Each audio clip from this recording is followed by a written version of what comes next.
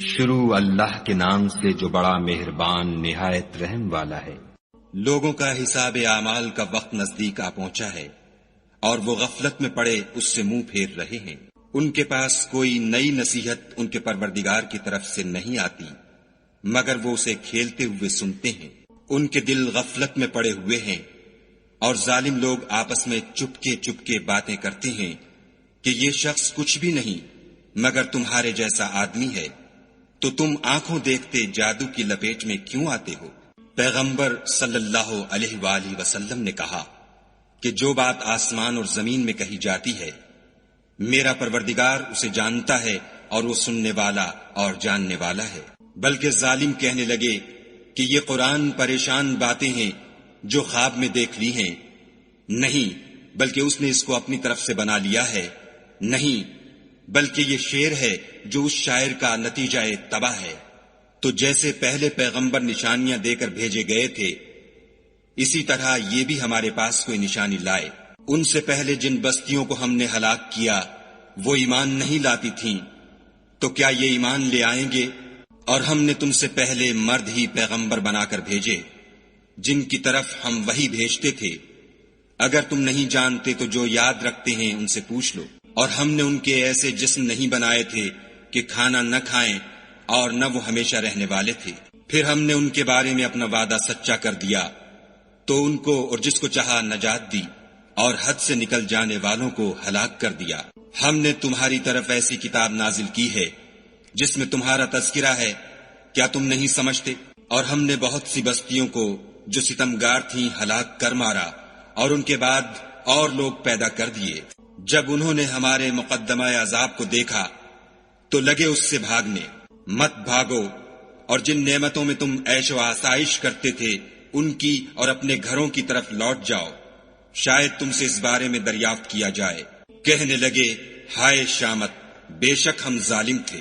تو وہ ہمیشہ اسی طرح پکارتے رہے یہاں تک کہ ہم نے ان کو کھیتی کی طرح کاٹ کر اور آگ کی طرح بجھا کر ڈھیر کر دیا۔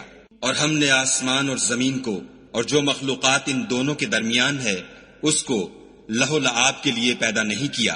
اگر ہم چاہتے کہ کھیل کی چیزیں یعنی زن و فرزن بنائیں تو اگر ہم کو کرنا ہی ہوتا تو ہم اپنے پاس سے بنا لیتے۔ نہیں، بلکہ ہم سچ کو جھوٹ پر کھینچ مارتے ہیں تو وہ اس کا سر توڑ دیتا ہے اور جھوٹ اسی وقت نابود ہو جاتا ہے، اور جو باتیں تم بناتے ہو ان سے تمہاری ہی خرابی ہے۔ اور جو لوگ آسمانوں میں اور جو زمین میں ہیں سب اسی کے مملوک اور اسی کا مال ہیں، اور جو فرشتے اس کے پاس ہیں وہ اس کی عبادت سے نہ کنیاتے ہیں اور نہ اکتاتے ہیں۔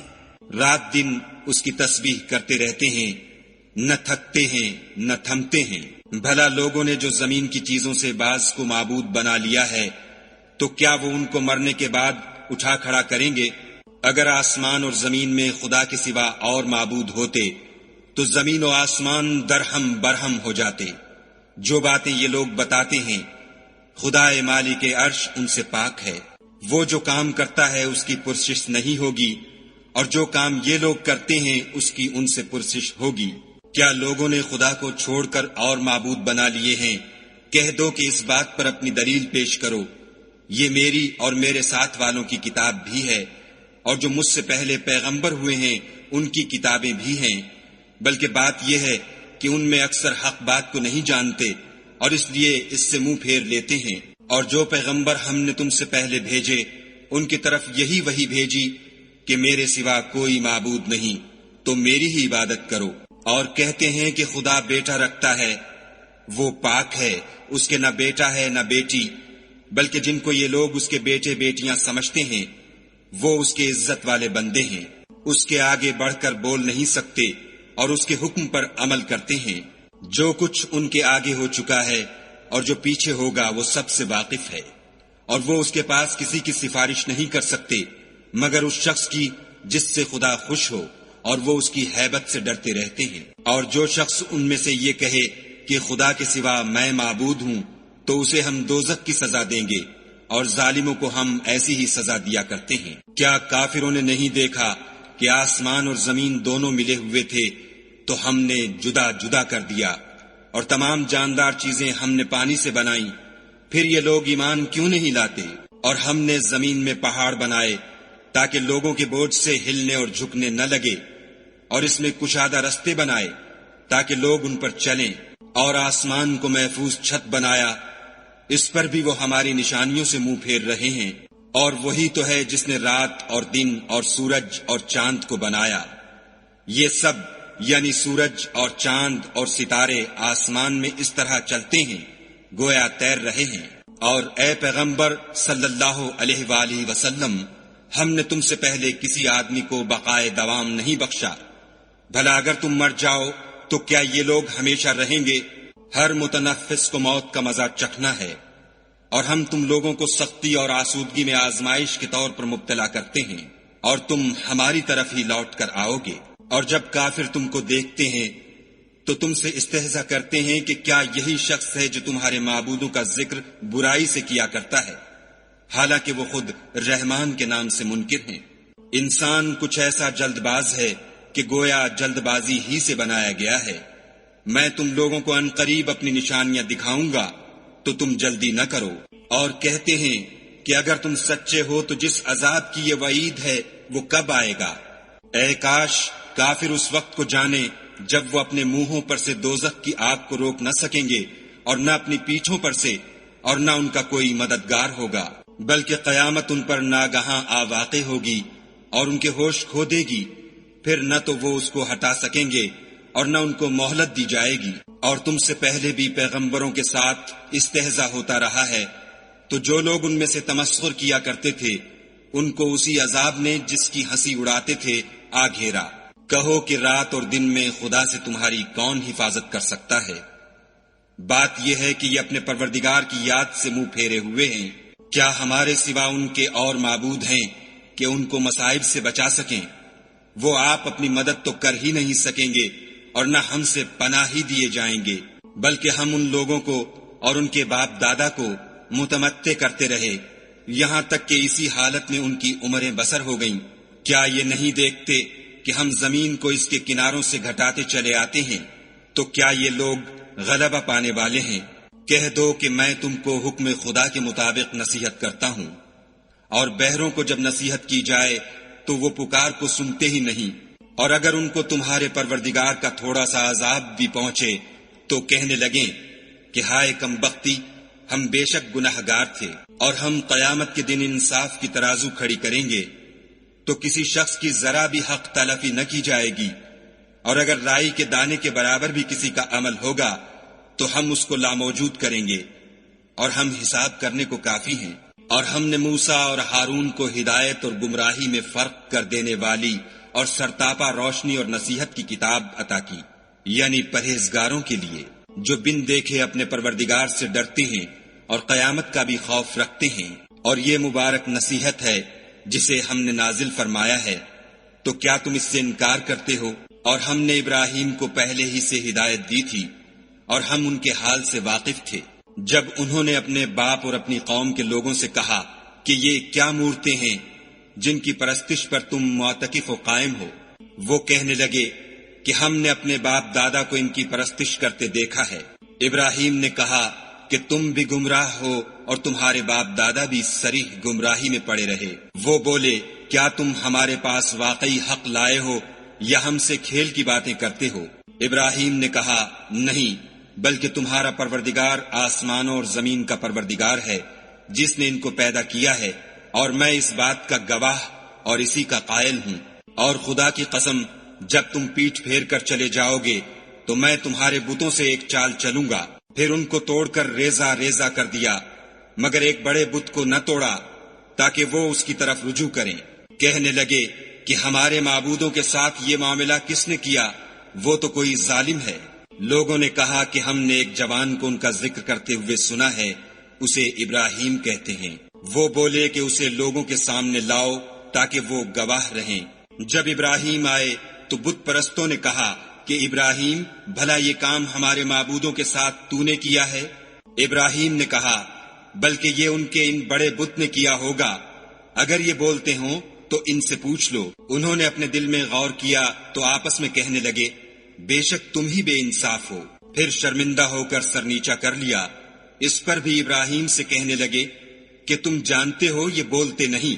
ابراہیم نے کہا کہ پھر تم خدا کو چھوڑ کر کیوں ایسی چیزوں کو پوچھتے ہو جو نہ تمہیں کچھ فائدہ دے سکیں اور نہ نقصان پہنچا سکیں۔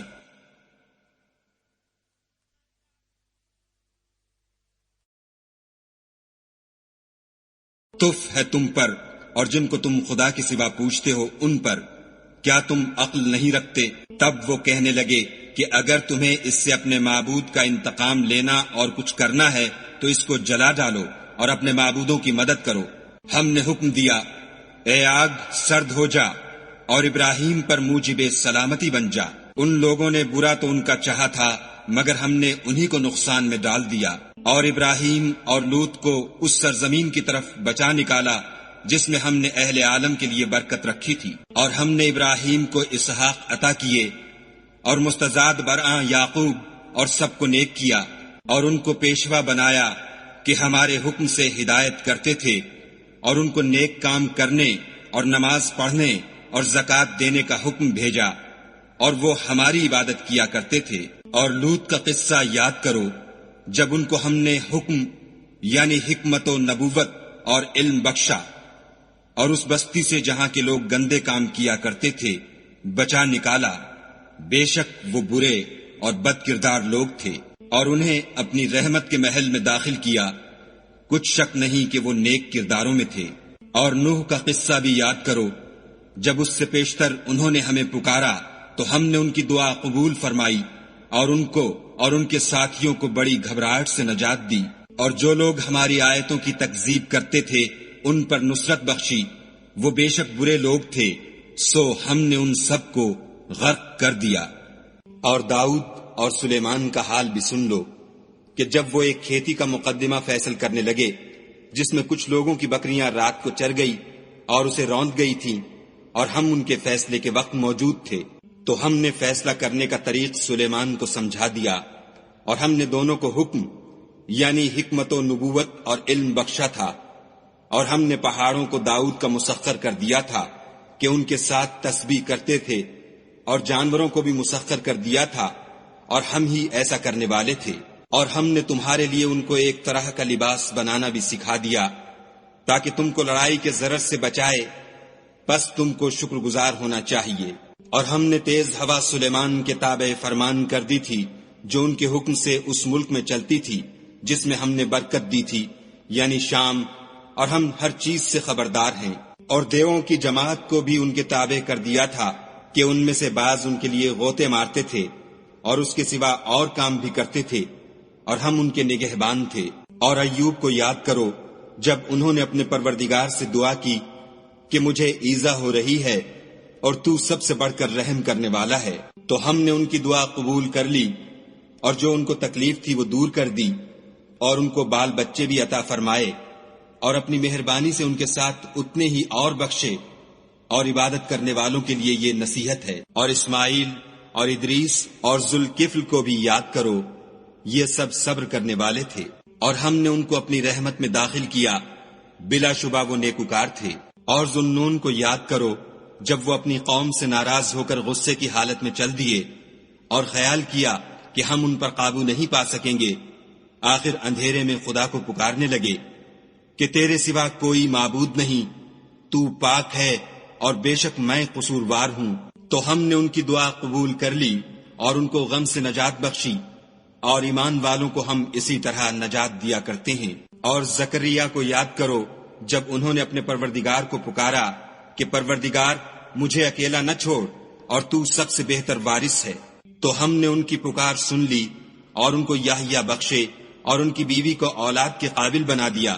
یہ لوگ لپک لپک کر نیکیاں کرتے اور ہمیں امید اور خوف سے پکارتے اور ہمارے آگے عاجزی کیا کرتے تھے۔ اور ان مریم کو بھی یاد کرو جنہوں نے اپنی عفت کو محفوظ رکھا، تو ہم نے ان میں اپنی روح پھونک دی اور ان کو اور ان کے بیٹے کو اہل عالم کے لیے نشانی بنا دیا۔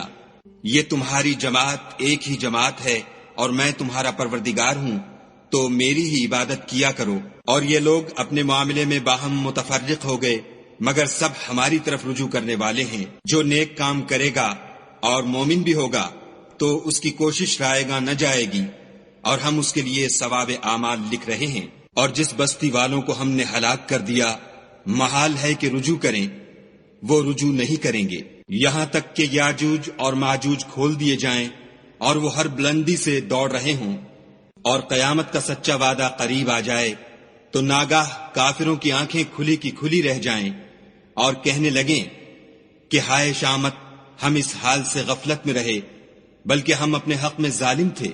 کافروں، اس روز تم اور جن کی تم خدا کے سوا عبادت کرتے ہو دوزخ کا ایندھن ہوں گے اور تم سب اس میں داخل ہو کر رہو گے۔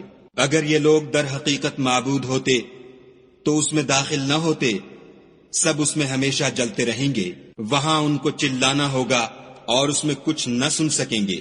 جن لوگوں کے لیے ہماری طرف سے پہلے بھلائی مقرر ہو چکی ہے وہ اس سے دور رکھے جائیں گے، یہاں تک کہ اس کی آواز بھی تو نہیں سنیں گے، اور جو کچھ ان کا جی چاہے گا اس میں، یعنی ہر طرح کے عیش اور لطف میں ہمیشہ رہیں گے۔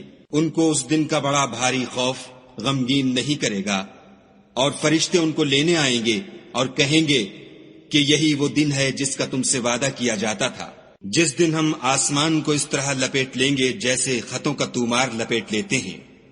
جس طرح ہم نے کائنات کو پہلے پیدا کیا تھا اسی طرح دوبارہ پیدا کر دیں گے، یہ وعدہ ہے جس کا پورا کرنا لازم ہے، ہم ایسا ضرور کرنے والے ہیں۔ اور ہم نے نصیحت کی کتاب یعنی تورات کے بعد زبور میں لکھ دیا تھا کہ میرے نیکوکار بندے ملک کے وارث ہوں گے، عبادت کرنے والے لوگوں کے لیے اس میں خدا کے حکموں کی تبلیغ ہے۔ اور اے محمد صلی اللہ علیہ وآلہ وسلم، ہم نے تم کو تمام جہان کے لیے رحمت بنا کر بھیجا ہے۔ کہہ دو کہ مجھ پر خدا کی طرف سے یہ وحی آتی ہے کہ تم سب کا معبود خدا واحد ہے، تو تم کو چاہیے کہ فرما بردار ہو جاؤ۔